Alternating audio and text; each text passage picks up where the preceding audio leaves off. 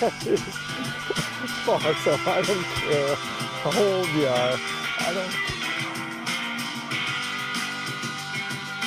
Nice fish. Another dock bass.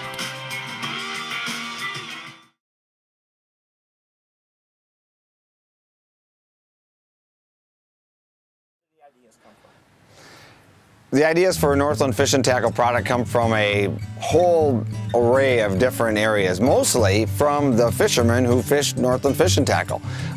Inside of our pro staff, there's a lot of guys that are fishing all the time, and that's probably where the majority of the ideas come from. Pro staff that are fishing guides or tournament pros, or sometimes just plain hardcore fishermen in whatever region of the country they live in. So they come in lots of different forms. Some of them are scratched out drawings on pieces of paper. Some are nothing more than a phone conversation. They come in all sorts of different ways, and that's my role as product manager at Northland Fish and Tackle. That's the fun part, is I get to hear it all, and I get to decipher it all and try to channel those into routes that they can actually become legitimate products that we end up catching fish on.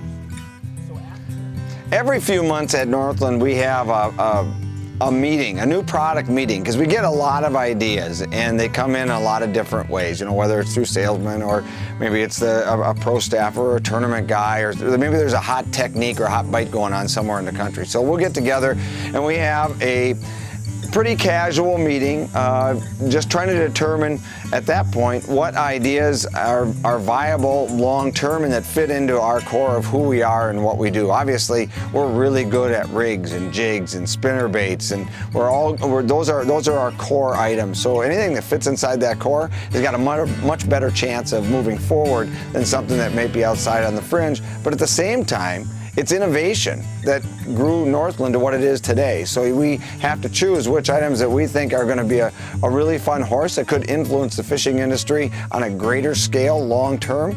That's we determine that about 3 times a year, I guess. Northland's greatest asset is having the group of fishermen all under that same roof that are making these decisions. It's also the greatest challenge, because everybody we know loves to fish. They love to fish their certain ways, and they have their favorites on how they like to present lures to bass, panfish, walleyes, muskies, pike, whatever it happens to be. So generally, everybody kind of finds their own little camps of what they're rooting for in terms of new product and directions they want to push.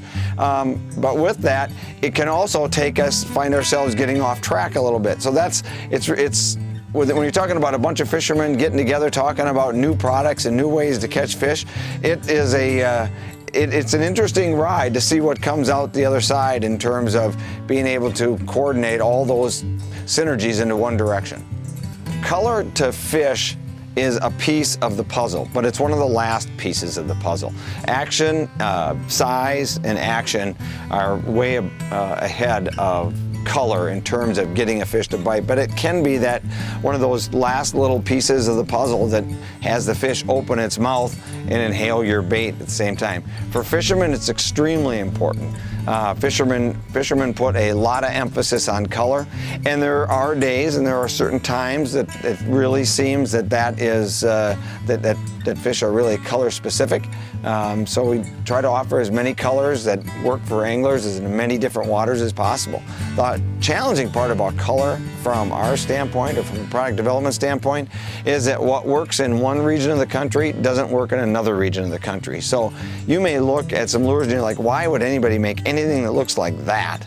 But somewhere, that is a phenomenal color on some body of water somewhere. It's kind of like lures. You walk through the tackle shop and it's really overwhelming how many different jigs and rigs and plastics there are. But you got to remember how regionalized fishing works.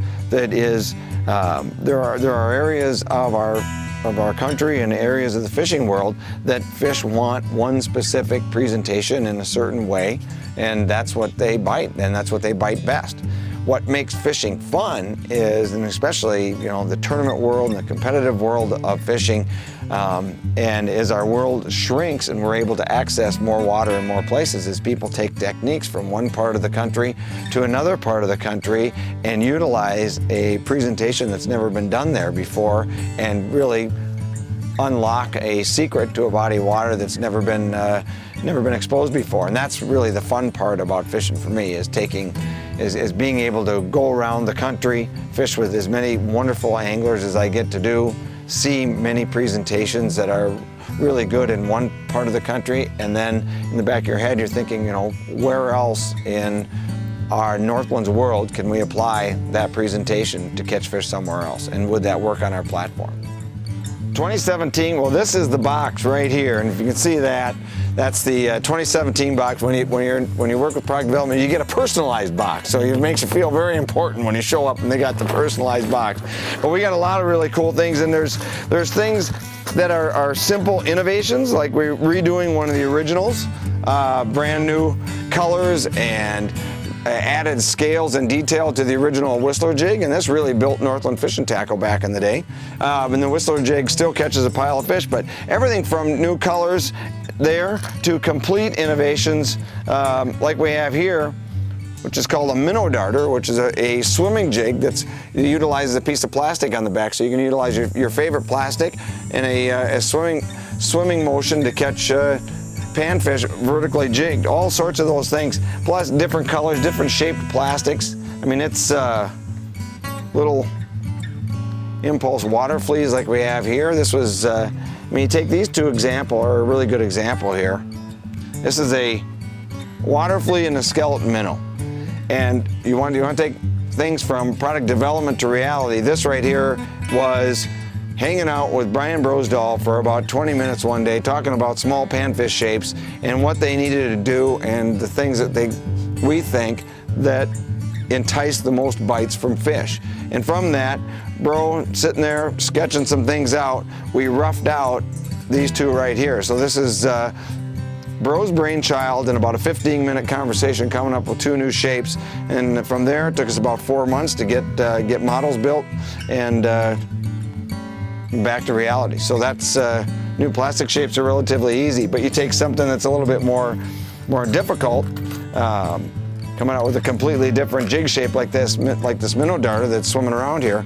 That took much longer. That's probably 10 or 12 months worth of work of getting the right shape, finding the right manufacturer to build it, and having everybody understand the concept of how the plastic goes on the back to make it swim every time you lift and drop the jig, because nobody's ever built anything like that before. That's completely new.